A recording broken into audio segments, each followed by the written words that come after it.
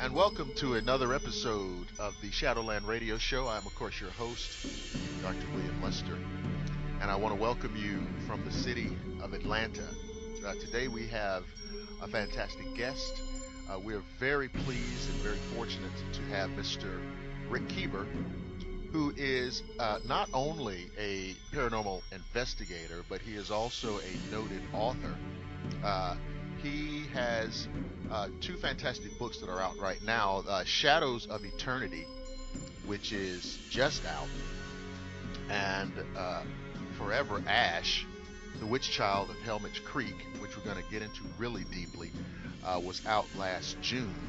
And there are some really wonderful surprises that we have in store for you regarding that book. So let me welcome Rick to the show. Rick, welcome to Shadowland Radio Show. Thank you very much. It's a pleasure to be here with you today. It's great to have you. So, Rick, you've got these two books out. You have a little bit of a background in paranormal or paranormal research. So, why don't we start off by you giving the listeners a little bit of background on yourself with respect to your interest in the paranormal? Certainly. One of the questions I get asked most often is what got you interested in the paranormal, and really it stems back from my childhood. I've always loved things unknown. Everything from the fantasy of the fantasy worlds of trolls and unicorns when I was a kid, to ghosts and monsters, and I had a fascination with monster movies when I was younger too, and haunting movies. Excuse me. But really, I guess I got I became really interested in it shortly after my son was born. This was back in 2000. And we lived in a house that had some activity in it, but at the time I didn't really associate it with paranormal activity. It was just unusual things happening. The typical stuff, doors would be open that I'm sure I had left closed, things would come up missing and then reappear where I had left them. Things of that nature. The one thing that really stands out in my mind was laying in bed one night with my now ex-wife, and we heard this woman scream. It sounded like it was right outside of our bedroom window, and of course I jumped up and ran outside to see if there was someone out there needing help or something, and there was no one around. Wow. And I just kind of chalked those things up to, I have a very scientific mind, so I was just being rational. There's got to be a rational explanation, even if I couldn't come up with one. My mind was saying there had to be one. Isn't it funny? Isn't it funny how we do that? We experience something inexplicable, and in order to feel better about it, we come up with something that's even more inexplicable. Yeah, it's very true, very true. And unfortunately, there are some paranormal enthusiasts out there who are just the opposite. Some of the most rational things happen, and they claim it to be paranormal. Oh yes. Yes. Yes. But that's the difficult part of being in this field is trying to walk that fine line, and not lean to one side or the other too much. So you are involved, or you are working with EVP Investigations, which is Evansville Vanderburgh Paranormal. Tell us about that. Yeah, Evansville, of course, that's the city that I live in here in southern Indiana. Vanderburgh is the name of the county, so we have a lot of things. Evansville Vanderburgh School Corporation, the Evansville Vanderburgh Police Department. So Evansville Vanderburgh Paranormal just kind of fit, and it was a nice acronym, being EVP Investigations. Sure. I actually founded this team back in 2008. So we have been researching for quite a while. And prior to starting the team itself, I did a lot of homework through the public library system and the internet as well. Just trying to learn as much as I could about all different aspects, from paranormal hauntings all the way to the spiritual side of things. What do you? But you talked about people experiencing things and maybe sometimes reading more into it than is really there. In your experience with going out and doing investigations, how often have you and your team gone out on a case and you go through there and you look around and you just find that there's just nothing there, versus the times you go out and you suspect that there is something paranormal going on? I honestly, they both can be rewarding situations, but I really find that at least 80, if not 90% of the time, there's really nothing going on that's paranormal or supernatural. If you have a client who's willing to accept that, then, if you can prove that there's nothing going on, or at least give them some rational explanations for their experiences, that can be just as rewarding. Because especially my team and I, we kind of... I'm sorry, go ahead. Go ahead. Oh, okay. I was just going to say my team and I, we kind of switched our focus back around 2010 when the case that book one was written about, when that took place. We kind of switched our focus from being a scientific group that only went to prove or disprove paranormal activity and find evidence of that activity, to a team that, if we find the evidence, great, but we really went out to try to help the people who are experiencing these things. And, if we can, possibly help any spirits along the way, that's a phenomenal thing to do. But, if you don't find any paranormal activity, a lot of teams are disappointed, or, what a waste of time that is their feeling. But, if we get out there and we can find rational explanations and make somebody feel more at ease and more comfortable in their home, I mean, to me, that's just as rewarding. Well, yeah, that's good to hear, because I know that there are groups out there who are, I guess, what you call evidence collectors. Yes. And their main goal is to, they go out and, like you said, if there's nothing there, they're actually disappointed, because if there is something going on, they can get some evidence, some photographs, some EVP, what have you, and then they can just, rush back to their headquarters and put it up on their website and show everyone, what great investigators they are. We've got, oh my goodness, we've got the voice of it. We've got a disembodied voice. And we've got these we've got millions of orbs. Oh my gosh, yes. and so they're evidence collectors. Yes. And the human element is taken out of it, because, listen, you and I are kind of familiar with the world of the paranormal and paranormal investigations, but there are a lot of people out there who, when confronted by this as a reality, it's very upsetting. Yes, most definitely. And a lot of it, I'm not trying to blame anyone, but a lot of it comes from these television shows, and there's one in particular where every case there's a spirit that's wanting to do harm to the lead investigator. And there's a lot of provoking going on and things like that, and they're scared to death, So when these people watch these shows and then they think something paranormal happens now, then they're frightened. But I've actually learned that a lot of times paranormal activity is not necessarily even a direct interaction. It's just something that occurs. Right. It may be spirit related, but it may not be directly trying to interact or react with a person that's actually living in the home. You mean like it may be in the case of something that is, say, residual?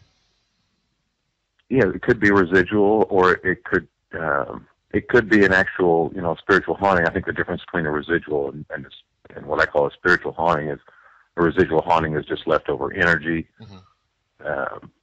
But a spiritual haunting is actually an entity. Right. And it could be an entity or a spiritual haunting. But that doesn't mean that they even really want to interact with the people that are living there. Right. In fact, I think in some cases they may not even realize that they're both existing in the same space. Mm-hmm. Yes.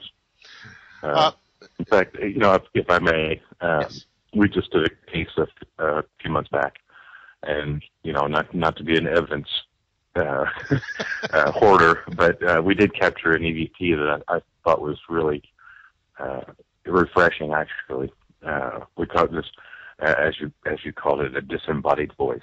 But this voice on a recorder sounded like a very stern male figure, almost like they were talking to a child, like scolding them. And all they said were three simple words, and it sticks with me on every case now. It says, "Ghosts don't exist." And that, I just, it makes me chuckle. I mean, it's a little unnerving, but it almost, makes me wonder, do they even know, some of them, do they even know that they've crossed over, or that they're on a different plane than the reality that we live in today? That's or is it that, and let me articulate this the right way. Are they saying that what we are calling ghosts, or what we perceive to be ghosts, is not really correct? And that's a good point. Yeah. Yeah, it is. Because we're looking at it, we're looking at it from our side of the fence, right? Right. And that's the common term, is a ghost. Mm-hmm. So, and I wanted to mention something, or ask your thoughts, because mm-hmm. we referenced residual before. Certainly. I've often wondered about residual hauntings, and you said something about the leftover energy in a location. Yeah. Is it possible that the residual hauntings have something to do with the nature of time? And here's why I'm asking. Okay. If you imagine you have a movie, all right, that's on a DVD. Yes. And this movie is a 50-year-old movie. Mm-hmm. Well, every time you play that DVD, it's the same movie, it's the same actors, it's the same plot, it's the same, because it's recorded, right? Yeah, exactly, yes. But no matter how much time goes by, what is on that DVD is never going to change, all right? And right. So I'm wondering if these residuals are a similar type of configuration. I mean, it's a recording of something that happened at a particular point in time onto the environment, and it can play itself like a DVD. And maybe if we look at it hard enough, we may learn something about the nature of time and the way we understand past, present, and future. Oh, yeah, most definitely. Yeah. And I'm sure, I'm a novice at this. I mean, I've been doing it since 2008, but I still consider myself an amateur. Sure. Because there's so much that is not known. I don't think there are any true experts. There are people who know more than others, but there are no true experts because there's so much unknown at this point. But I think, as time progresses and we gain more knowledge, I think that scientists and paranormal investigators are going to become closer related. And I also think that we're going to find out that physics plays a huge role in paranormal activity. Oh, absolutely. And especially like quantum physics, I think, which I don't want to get into that because, like I said, I consider myself an amateur, and I don't want to trip up and be called out on something that I'm really not 100% sure on. Let's talk about superstring theory. Yeah. But I agree, that it's kind of, to put it in layman's terms, we've all been to that place, whether it's a hospital room or a friend's home or a relative's home or someplace, when you walk in and you just automatically feel a bad vibe. Mm-hmm. Just something's not right, and you find out later what happened. Maybe someone passed away or someone was really depressed for a certain reason, but you feel it when you walk in. And that's the kind of energy that can stick around if it's extremely traumatic. Mm-hmm. I think, even when people leave that area, especially in the case of a death, I think that energy can remain. And and that's where the physics come in. I don't know if if the astrophysics or whatever is involved, with the gravitational pull from the sun, and there's no telling what all is involved, but something causes this to replay this particular energy force to replay itself, and it seems to do it on a consistent basis usually. It's not like it'll happen 3 times this afternoon and it won't happen again for 6 months typically. It will happen on a regular basis, almost like clockwork. Yeah. So I'm fascinated to find out eventually, hopefully in my lifetime, to find out more about how the physics of residual energies work. And one would think that there are some really good hardcore scientific applications. If we could just get some of these people who are experts in these fields, like you said, physics and all of these different things, if we could just get some of those people to at least admit that there's something here that's worth looking at. Part of the problem is that you can't even broach the subject, right? With most of the people who are well schooled in some of these disciplines. Yes. The problem is, how most of these guys are trained on the scientific model, which has a preset list of parameters and criteria, and a lot of things in the paranormal just don't fall into those. Right. Paranormal activity is not really reproducible. It's not really something that you can have in a controlled environment. Mm-hmm. And so they look at that and they say, well, if it's not reproducible and it can't be observed in a controlled environment, it's probably because it's just not real. Now, I don't agree with that, but that's what they would tell you. Sure. And you're going to have things like that anytime you try to go from, and I'm sorry if I'm kind of dumbing this down, but anytime you go from religion to science, mm-hmm. from one side to the other, they're both going to deny the other to a degree. Mm-hmm. Now, some scientists will say that science proves that there's a God, mm-hmm. Just because of the sheer wonder of what science has already proved. But right. or at least that it proves that there's some sort of intelligent design behind everything. But yeah, that's one of the biggest hurdles that I think we have to cross in this field. Is trying to be the balance between those two sides of the fence that seem to not want to shake hands. Right. And I wish it would be phenomenal if we had a modern day Einstein, who instead of going after the physics and that sort of thing, concentrated their intelligence and their creativity on the paranormal field. I could just only imagine what kind of things we could come up with.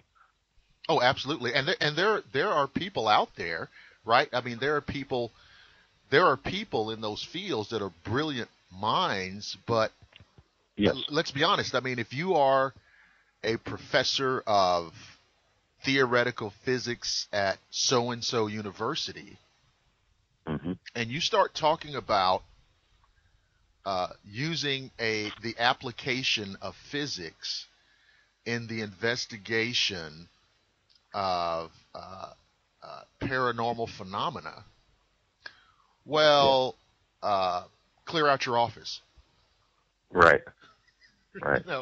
And I don't know what it is. I know a lot of people in the field kind of, I shouldn't say a lot, but I know a few people in the field who want to get away from that word paranormal, mm-hmm. because it has such a negative connotation. Sure. Because honestly, you could spend just as much time in school to earn your doctorate's degree in paranormal psychology. Sure. And you're a quack. But, Right. you know, if you spend that much time and you get a psychology degree, well, then you're a brilliant doctor. Right. And right. No. Yeah, as soon as you put that word para or paranormal or supernatural in front of anything, then suddenly it becomes a laughing matter. Right. A lot of this is that we are victims of the lexicon. That is true.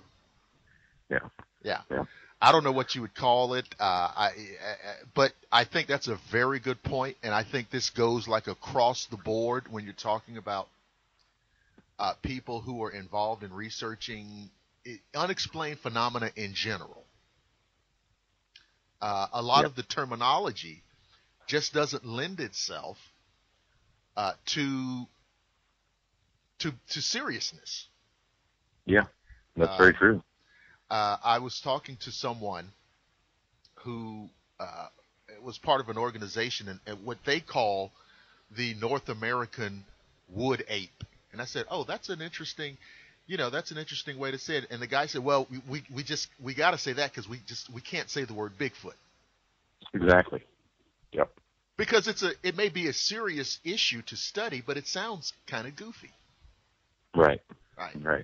Well, and it's whenever you say the words Yeti, Bigfoot, Sasquatch, right, immediately you're drawn to folklore. Right. So that automatically makes people think that you're studying something that isn't real. Right. That's just a legend that the Indians talk about. Exactly. Oh my goodness! So legends are born from something. Yeah, exactly. And so, and here's I wanted to mention this to you also. Yes. I hear the word or the term a lot, believer. For example, you're a UFO believer or you're a paranormal believer. And it kind of brings it down to the status of a cult. And True. So if you've been investigating the paranormal for several years, so you either have a feeling or you've drawn a conclusion, right, based on your research. Based on your research, you've concluded that paranormal phenomena do exist. Yes. So that's not being a believer, because a believer is someone who accepts the validity of something really without any evidence whatsoever. True. When you use the term believer, it kind of falls back on relying on faith. Right. So I agree with you there. And people ask me a lot of times, are you a believer? Has your time in the paranormal field made you a believer? Mm-hmm. And I tell them that I've had enough experiences that I cannot explain, and I have enough physical evidence that I believe that paranormal phenomenon exists, and I believe that I have experienced it. Mm-hmm. But I'm still a skeptic. Right. Just because I believe that something exists doesn't mean that everything that I can explain is paranormal. Exactly. So that's another kind of terminology that you want to try to steer clear of. Yes. Because if you've concluded that paranormal activity or paranormal phenomena is real, it's not based on nothing. It's right. not based on the fact that you want it to be true. Want it to be. Exactly. Exactly. And I mean, because there's a lot of things that I wish were true. I want to be true. Yes, I wish there were such a thing as being able to turn lead into gold. Oh, but absolutely. Just because I want it to be true doesn't mean it is. Right. I get right to work on that one. Exactly. Oh goodness! All right, so let's move into your books now. Okay. You just we just had Shadows of Eternity, but I want to go to Forever Ash, because this is just something that has just really piqued my interest. So, Forever Ash, the Witch Child of Helmich Creek. give the listeners a little bit of background. What led to you writing this book? Well, the book is based off of a case early on in our years as a team, and it was one of those very unusual cases. You know, we'd been together. Well, I say we my lead investigator and I had been together for a couple of years. We had a couple of other team members that came and went because they moved out of town and things like that. But on this particular case, we had two relatively new teammates. So our team consisted of four of us. But yeah, we had some interesting cases before and caught some evidence of the paranormal.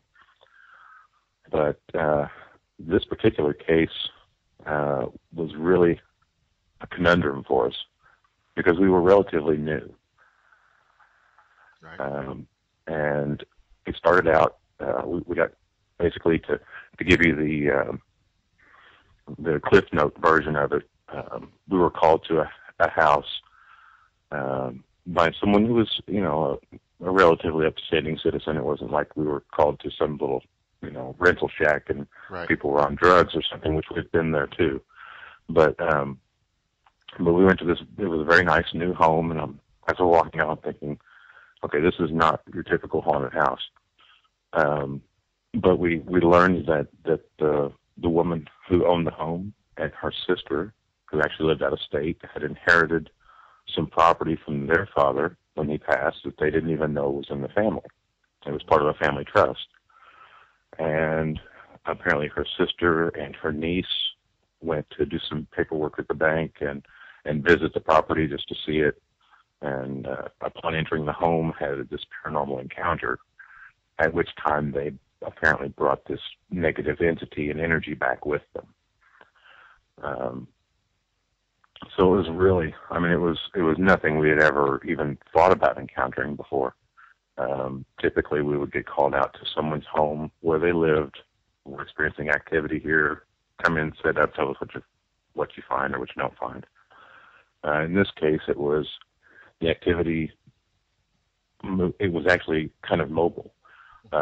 We experienced it at the woman's house. The doctor is what I termed her in the book. We experienced the activity at the doctor's house. This energy actually manifested itself more than once in my own home, as well as others on my team.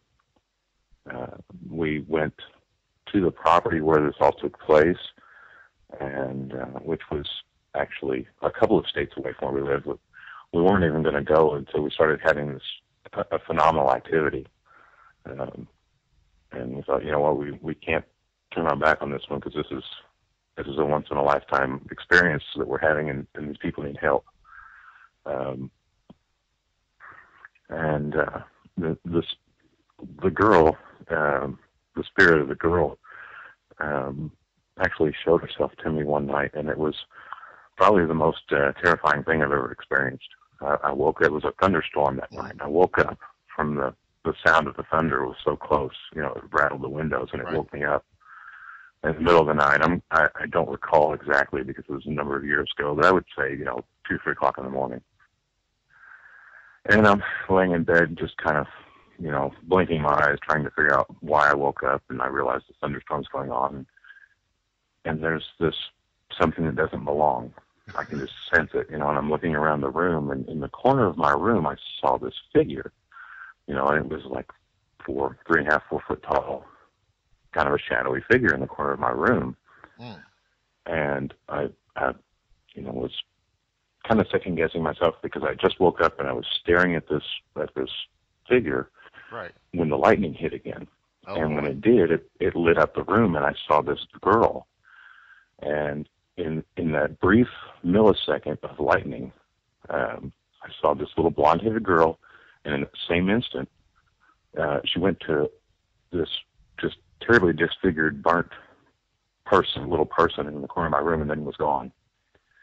And I literally, and I tell this every time I tell this story, I was literally wrapped up in my covers, and I fell out of my bed trying to get away from it. Oh my goodness! I ran over to the wall, turned the light on, and stood and stared in the corner, waiting for either something to happen or not happen. I don't know what, but I stood and I stared, trying to wrap my head around what I had just seen, and trying to figure out if I was awake, if I was dreaming, or what. But it was probably that moment was very pivotal in how serious I took this case. I mean, I'm just wait a minute. I'm just thinking. You're just describing what happened in your room that night, and that's just yes. It must have been terrifying.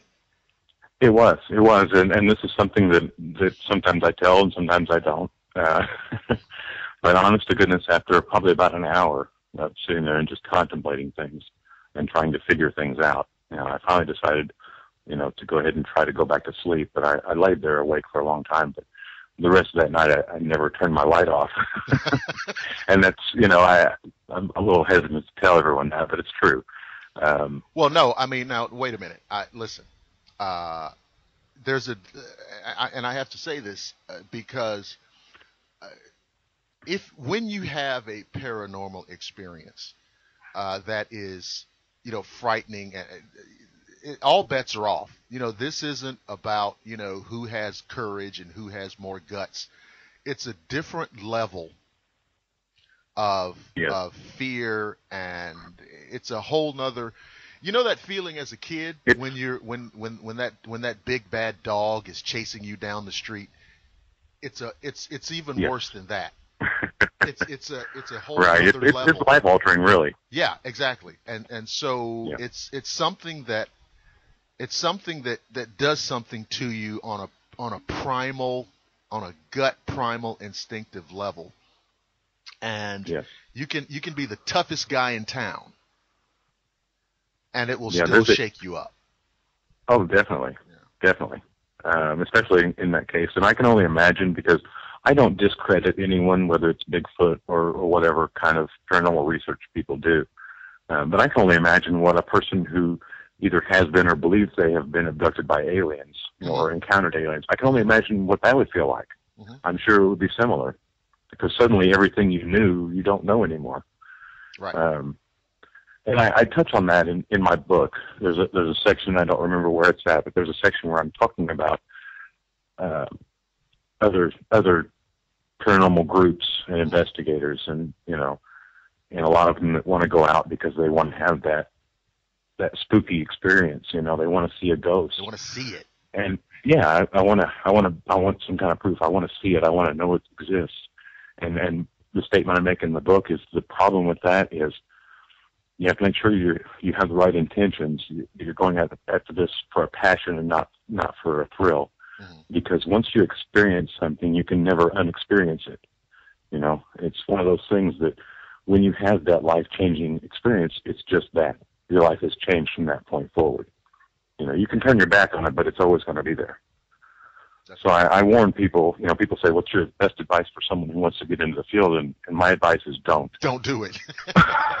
I mean, literally, don't. Unless you've had some experience in your past that has you hell-bent on answers, or something of that nature, or help others who have had those experiences. Don't do it. Because there are plenty of people out there who are trying, to figure this field out. And plenty of people out there who are screwing this field up, if you'll excuse my slang. But, there are a lot of groups out there, like we talked about earlier, that are just going out for the thrill or to capture the evidence, or they have the experiences, and that's not really progressing the field in any way. Right. You get the photos, you get the EVPs, and you put them on your website. You get a lot of hits. People think you're really cool. Right. It's really, and we're really, and you mentioned earlier, we were talking earlier about the crossover between paranormal and scientific community. If you notice, if you get on the internet, of course, there's a million groups out there, right? Yes. If you notice, if you go to their websites, how many Mm-hmm. of them say, we're different from everyone because we take a scientific approach? Yeah. Right? Yeah. But I'm like, well, okay, but no, you're not, because Yeah. if you took the textbook scientific approach, you probably haven't come up with anything. True. Because Textbook for that's, a reason. yeah. Right. But it's interesting because, like you said, we want validity from the scientific community. So a lot of times we fall into the trap, right, of saying that we're scientific. Yes. And so it's a little bit of a conundrum. Um, Yeah. Let me get back to Forever Ash. Now, Yes. my understanding is there is a movie project associated with this film. So I know that there are some aspects of it that you can't disclose at this point. But talk to us about, what can you tell us about this film project? Well, at this point, yeah, I mean, there's, anybody who's ever worked on any TV or film project knows that there are certain non-disclosure agreements in place always, and you can't give out a whole lot of details, unfortunately. But what I can say is at this point, and it's not just the Forever Ash book, I believe, that at this point it's going to be a trilogy of books, and the plan is for it to be a trilogy of films to accompany it, and they're being developed into a film franchise at this point. And we're hoping to begin shooting this year. But unfortunately, I can't give out, any of the particulars on, who might be doing the films, right, or who may be in them, or any of those type of things. Even locations where we're filming, right. A lot of those have already been scouted out. But we're hoping to get the film shot this year in time for release, next year. But I don't know. I kind of have stepped out of that a little bit. I'm leaving that up to the film up to professionals, because I'm not a filmmaker.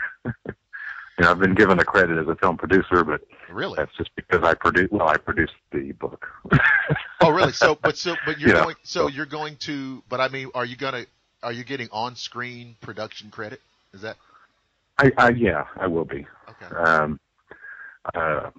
And they're actually giving me credit as an actor as well, which really? is kind of a joke. But they're going to be doing some and have done some like personal interviewing and things of that nature.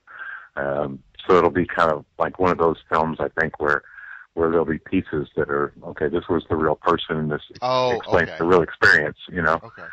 And then it'll go back to the film. I'm not sure, but that's just kind of my take on it at this point. So they're going to maybe, I can just see, it comes on the screen and it's kind of like, based on true events. Yeah. Something like that. Right. Right. Wow.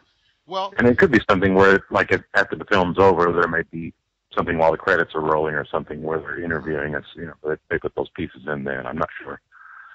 But either way, it gave me credits that I didn't have before. Oh, absolutely.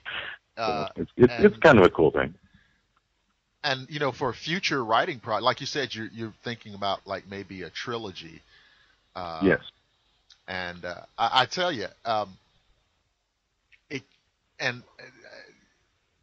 saying this kind of tongue in cheek. It can't be worse than like those Paranormal Activity movies. It can't be. I don't care what they do. There are very few paranormal movies out there that I enjoy watching. Right. I tried to watch the Paranormal Activity films, and I'm not trying to step on anybody's toes who enjoyed them, because I've heard a lot of people who have. My son actually liked them. Well, see, that's right there. He's a kid, so. Yeah, well, I couldn't get through the first one myself. I just couldn't do it. I tried, But, yeah. But hopefully these will be a little better. What is it that you think? Because I had the same experience that you did with those movies, because I started and you just can't watch it. Yeah. And like I said, no, we're not. This is not, let's take cheap shots at Paranormal Activity. No. I mean, but in No, not at general, all. these films are hard to watch. Now, do you think it's because you've had real experience with paranormal investigations and you look at this kind of like, what are they doing here? Part of it could be that, yeah. Uh-huh. Yeah. And for me personally, I think a lot of it is just the films themselves, because there are some movies that, that I've watched about hauntings Uh-huh. that I know it's like, okay, this is completely fake, very, very it's not what really happens. however you want to say it. Yeah. But they're still good. Right. Right. And so I think it's probably a little bit of both. Right. And I'm not going to say that the films based on my books won't be the same way, because they're going to be. Well, I don't know. I hope they're not that bad. I'm sure they won't be. I'm sure they'll be fantastic. Right. I've already talked to the director and be careful. Yeah, they've got some great ideas and great storyboards and plans and things that. Right. But the books themselves have some fictionalized elements in them, so Sure. It's not going to be 100% true to life. It's not going to be a documentary. Right. No, it's. I mean, because you need it to be entertaining. Right. Yes. Yeah. And I wrote the books. I've got 2 out, and I'm writing the 3rd right now. Mm-hmm. But I wrote them so that they would read like a novel and not like a documentary, because Right. I've read paranormal books that associates and friends of mine have written.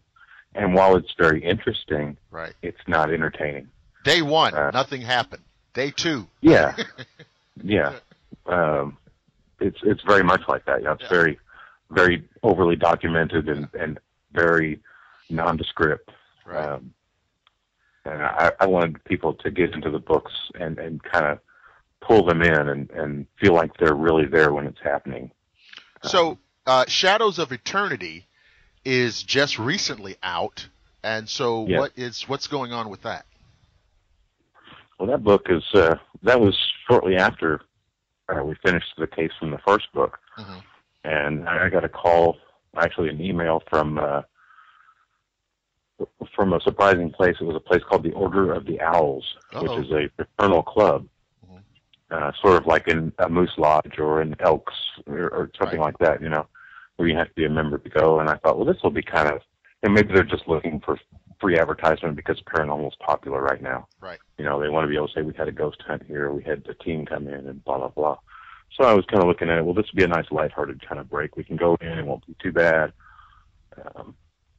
So we went in, and the place was really teeming with activity. Mm-hmm. And what we found through the historical research was that the location actually was originally a home back in the late 1800s. Mm-hmm. The Owl's Nest bought it in 1922.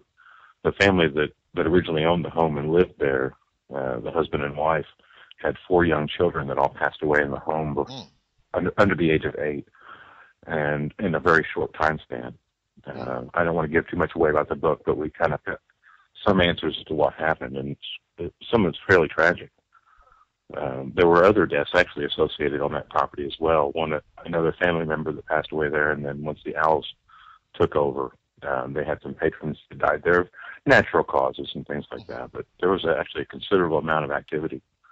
I mean that whole scenario just sets up to just be very intriguing. The Order of the Owls, and yes, 19th century intrigue and murder and death. I mean, and of course I'm being silly with it, but it you're not far off though. Right. I mean, it sounds like, I want to read this book. So as of now, I mean, people can get both of these books, and you guys just have to kind of stay tuned and find out more details about the movie. But so Rick, are these?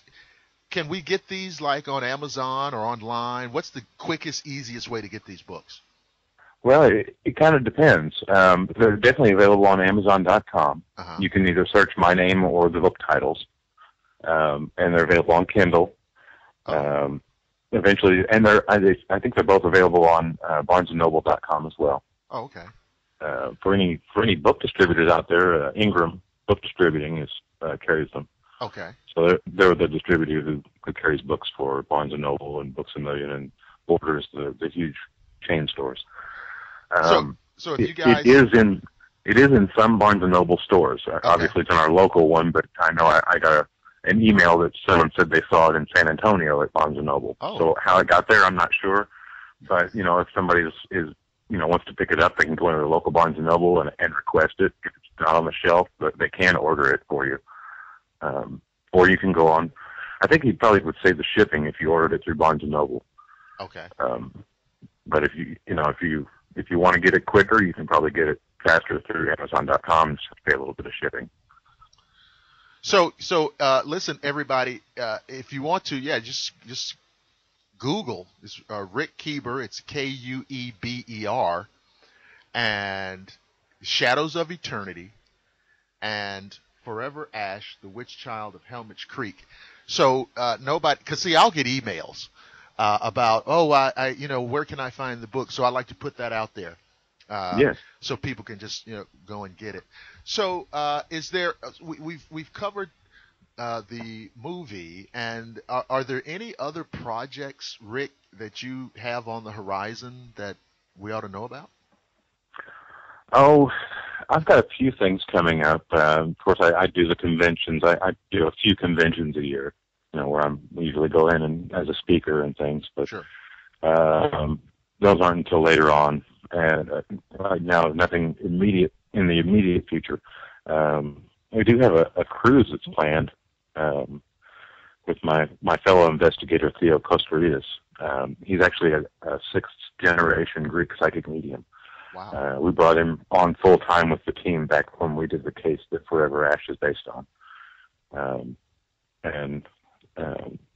That's actually, it's not until later in the year also. It's not until the end of September.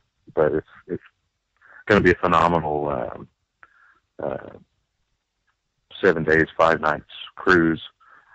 And it's, let's see, I'm looking, September 27th is actually supposed to be the departure date.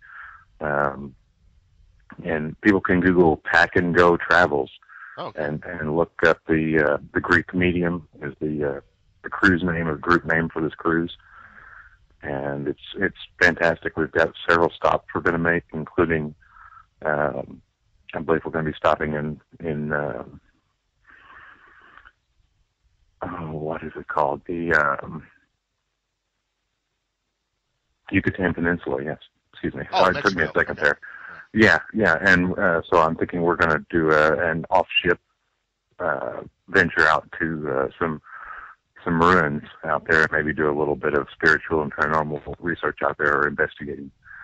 So that should be pretty fun. And we've got a few other stops too. I think we're stopping once in Jamaica and once at Grand Cayman Island. So it's really a pretty good deal for a 7-day cruise for an ocean view cabin. It's just a little over $1,000. Oh yeah. And that's a good deal just for the cruise itself. But you also get to go to the seminars, and we'll have some guest speakers and things like that. We may actually have a short film based on the feature that's coming up. I'm hoping to have that ready for the cruise. But we're planning on people. I wouldn't say every day, but we're gaining momentum. We've got some good people coming on board, and I don't know if I can actually release their names yet or not. No, well, please don't. Yeah, I don't want to get myself into some legal pickle here. But I've got that coming up, so that's going to be phenomenal. I'm currently writing the third book, which we're actually investigating right now, and I've got a non-disclosure agreement on that particular site because someone's trying to do a film about it, and so we had to put an agreement in place so that the owner couldn't disclose any of the information that they'd already given me. So luckily they're trying to do a documentary type film. So when my book comes out, it'll actually be, a feature film. So hopefully they won't.